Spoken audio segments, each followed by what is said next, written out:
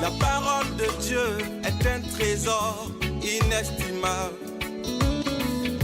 Ne laisse pas ta Bible fermée. Oh non, non. Lis-la, médite-la, nourris-toi. Lis-la, médite-la, nourris-toi. Bonjour. Dans son évangile au chapitre 2, Matthieu nous dit que Jésus naquit à Bethléem en Judée à l'époque du roi Hérode. Et il précise que des mages venus d'Orient arrivèrent à Jérusalem et dirent « Où est le roi des Juifs qui vient de naître? Nous avons vu son étoile en Orient et nous sommes venus pour l'adorer. » La suite, vous la connaissez.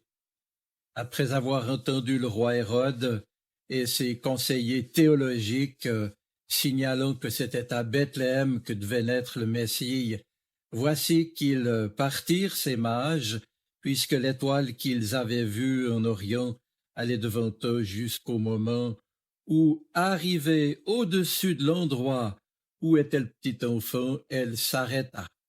Il nous est précisé que quand ils aperçurent l'étoile, ces trois mages furent remplis d'une très grande joie.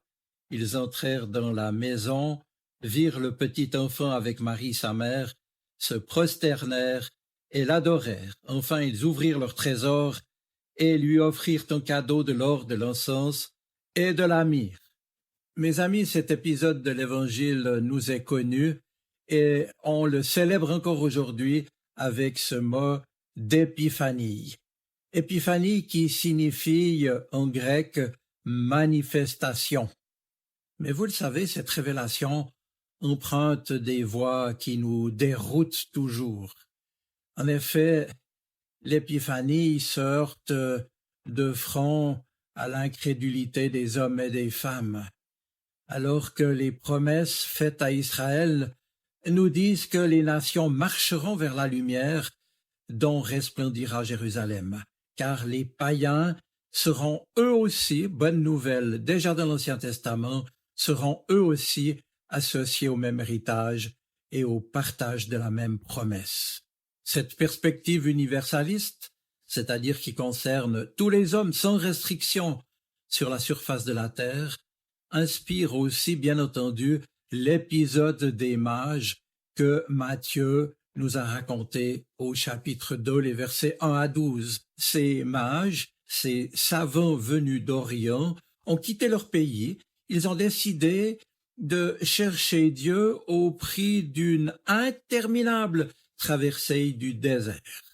Le signe de l'étoile qu'ils ont discerné parmi les constellations du firmament les achemine vers le signe paradoxal, c'est vrai, de l'enfant, fragile et riche d'espoir pourtant, comme l'aurore d'un jour nouveau. Dieu ne s'impose pas. C'est cela mon message aujourd'hui.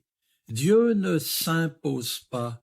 Il se dévoile en cours de route à ceux qui acceptent de se mettre en marche et de se déranger dans leurs habitudes. On ne brandit donc pas Jésus comme un étendard, comme une réalité que l'on ne peut qu'accepter. Non, on le découvre, émerveillé dans la vie et dans le cœur d'un tout petit. Et c'est ce que souligne aussi la présence des bergers dans la crèche. Aujourd'hui, peut-être qu'un homme sur 4 ou sur 5 a entendu parler de Jésus de Nazareth. Cette situation nous renvoie à Jésus lui-même, qui, individu particulier, n'en sut pas moins dire une parole d'espérance et de pardon à tout homme, toute femme, sans distinction, aux autres comme à ses compatriotes. Oui, mes amis, l'épiphanie de Dieu qui s'accomplit en lui appelle la conversion du cœur. Alors, prions pour dire, Seigneur, c'est vers toi que j'élève mon âme. Mon Dieu, c'est en toi que je me confie. Ouvre mes yeux, ouvre mon cœur, pour que je puisse te discerner dans ma vie de tous les jours, pour que je puisse, moi aussi, comme ces mages, marcher à l'étoile, observer les signes que tu me fais, toi qui me conduis et qui me guides. Je vous souhaite donc une bonne semaine. Soyez bénis.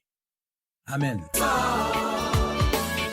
La parole de Dieu est un trésor inestimable. Ne laisse pas ta Bible fermée.